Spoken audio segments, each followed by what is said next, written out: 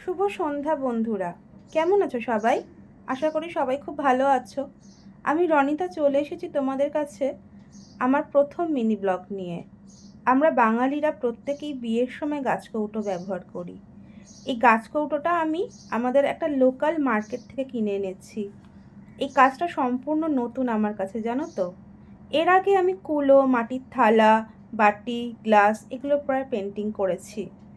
সেগুলো তোমরা আমার পেজ ফলো করলেই দেখতে পাবে। তোমাদের আমি আগেই বলেছিলাম আমার এই কাজগুলো করতে ভীষণ ভালো লাগে। এই প্রথমবার আমি কলকা করলাম। আমরা সবাই জানি যে বিয়েতে লাল ও হলুদ রঙটা ভীষণ শুভ রঙ, তাই এখানে আমি এই দুটো রঙ ব্যবহার করেছি। তার ওপরে সাদা রঙ দিয়ে ছোট ছোট মোটিভে কলকাগুলো করে নিয়েছি। ওটা দেখে কমেন্ট করে জানিও তোমাদের কাজটা কেমন লেগেছে, এবং তোমরা এটাও জানিও যে তোমরা পরবর্তী ভিডিওতে কী ধরনের কাজ দেখতে চাইছো। ভালো লাগলে পেজটা একটা ফলো করে দিও। তোমরা যদি এই কাজগুলো আমার কাছে অর্ডার করতে চাও তাহলে অবশ্যই জানিও।